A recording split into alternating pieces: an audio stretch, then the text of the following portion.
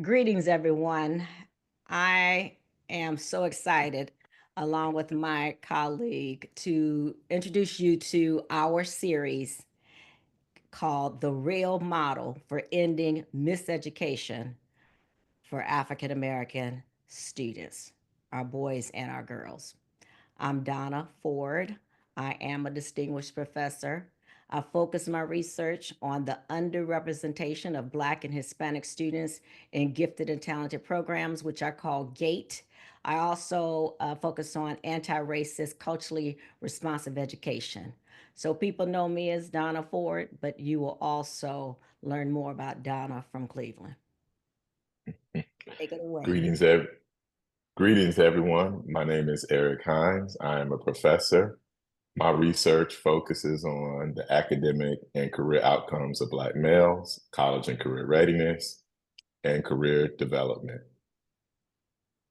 So today we want to talk about, and it's going to be a brief video, an article that was recently published in Gifted Child Today Mhm. on entitled "We Love STEM Too: Fostering STEM Engagement Among Gifted and Talented Black Students Using Contemporary Young STEM Black Models."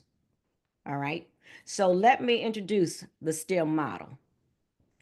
R means responsiveness. Now, be mindful of this. This includes rigor in the curriculum, respect, and building relationships with students. R means responsiveness. E is for equity, not equality. Yes, this is the 70th anniversary of Brown versus the Board of Education, which was about an equal opportunity to learn. We need to talk about an equitable opportunity to learn. Our children, our Black children, are different. We do have a culture that needs to be recognized. And since we are different, not deficient, not defective, not disadvantaged, but I said different, then equity is fundamental. A means advocacy. We need educators, classroom teachers, school counselors, administrators. We need educators to be advocates, to be allies for our Black and Brown students. And last, L means our students need you to love them in a professional way, to like them, to appreciate them, to value them. So, the real model for ending miseducation among Black students. And that QR code is my personal website, drdonnawford.com. When we And focus on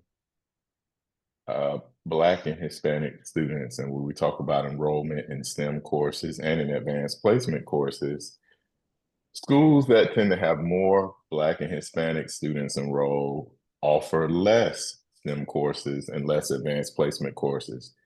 And schools that tend to have a lower enrollment of Black and Hispanic students tend to have more advanced placement courses and more STEM courses. The other conversation that we tend to not have too is that when we look at resource schools, they tend to be in more affluent neighborhoods and more affluent areas that tend to be white, for the exception of rural areas.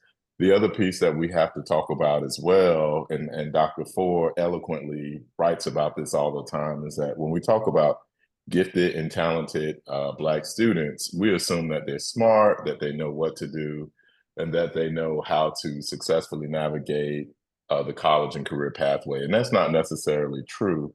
Some of these students are bright, but they might not necessarily know how to achieve their college and career goals. So we have to continue to not only have this conversation, but think about how do we best guide all of our Black students, whether they're in traditional courses, advanced courses, honors courses, or identified as gifted and talented, so that they will be on the best pathway that is aligned with their interests, their talents, and their gifts.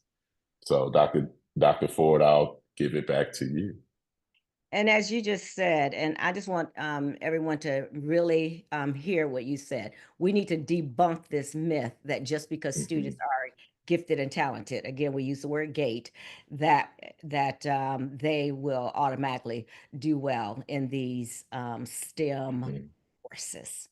So you see over here, we have equity from our real model. Well, Mhm. these data, they clearly say that inequity is operating. STEM access is not equitable, and we must do better, and we can do better. Let's stop Mhm. playing games. We can and we must. So, with this said, here's a reality check. All right, we like to play with words.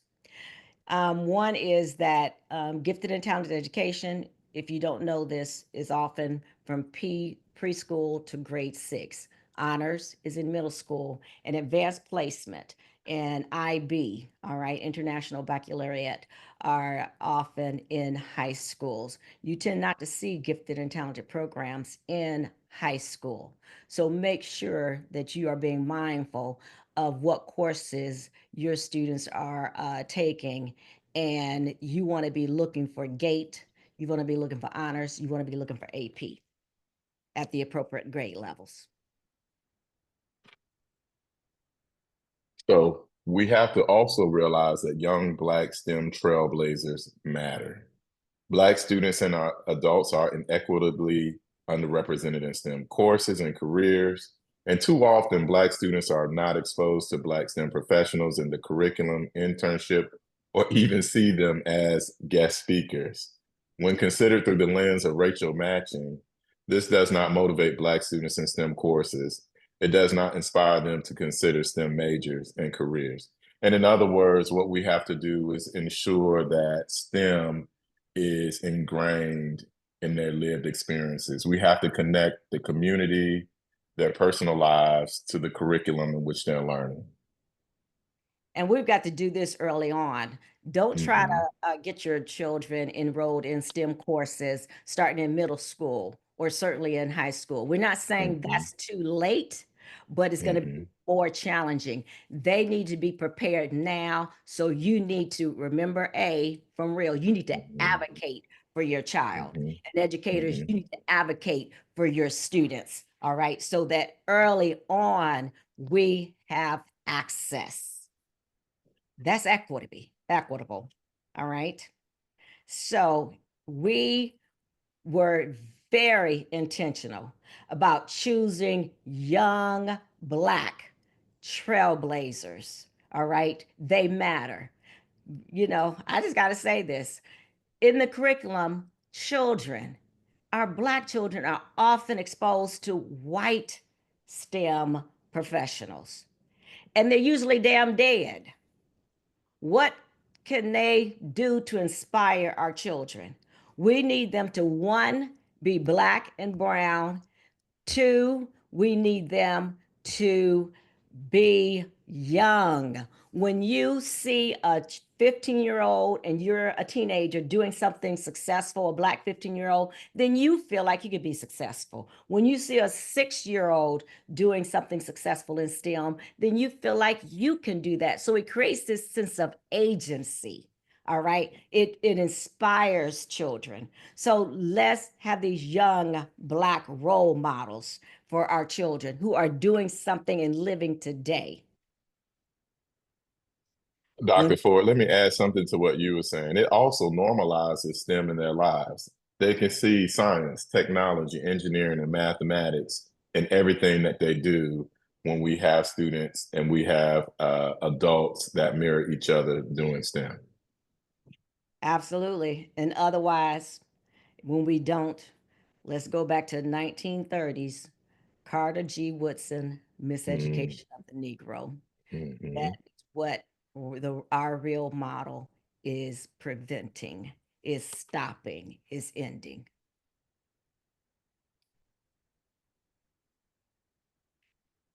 So in this piece, and I was very grateful that Dr. Hines came up with this idea. We shared several Black trailblazers, but we only want to highlight three. The first one is in science, and it's Heman Bakile, a 15-year-old Black boy who created soap, golly, that could treat skin cancer. And he Mhm. was named Times 2024 Kid of the Year. How wonderful. Mhm. And in engineering, we had a young lady named Kamora Freeland, a 17-year-old African American girl who is the youngest to get the license in New York State. And third, back to science, we had Unique Triplet, a 70-year-old Black girl who earned her nursing diploma from Milwaukee Area Technical College while she was still in high school. And she also, this is wonderful, was the first, she's a first generation student, the first to receive a degree in her family. Now, come on now. How in the hell can you think this would not be inspiring to our students? It is. Now, guess what? Not only is it going to be inspiring to our Black students, to our brown students, white students need to see our children being successful, our people being successful. So they need to have more windows so they can look out and see what we are doing to be successful. And there are a hell of a lot of us, but we're not in the curriculum. We got to change that. This is being responsive. So take it away again, Dr. Hines. When we talk about cultural responsiveness, we must provide mirrors for Black students to see themselves reflected and affirmed in STEM curriculum, making sure that we have Black students that see individuals of the same race, that they see individuals of their same age, and individuals of their same gender who are doing awesome and phenomenal things in science, technology, engineering, and mathematics. The other piece that I do want to add too is when we talk about mirrors, also having school counselors who are culturally responsive and understand the needs of Black students. As school counselors can serve as a bridge to providing information for various STEM majors and STEM careers and aligning their interests with the courses that they need to take to reach their career goals. Dr. Ford, I'll have you add on a little more information to that.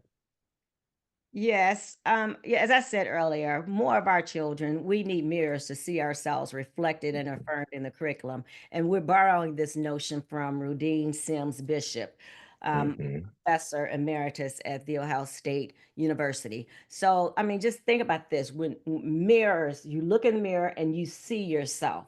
Again, we don't want these mirrors to be, what do you call it?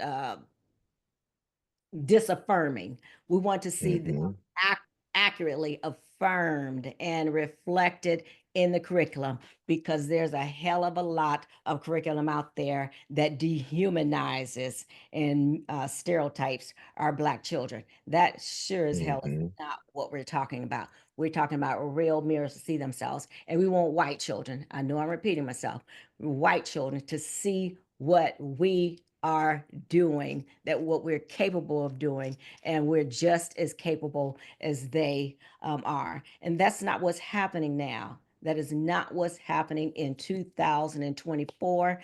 It is the end of the year, and this miseducation needs to stop. And by the way, it's not just miseducating minoritized students. When white students don't see Black and brown and other minoritized children and people in the mhm. curriculum, they are being miseducated. And I hope you heard what we just said. White children are being miseducated as well. So, real, responsiveness, E, equitable, A, advocacy, L, let's show some damn love to our Black children.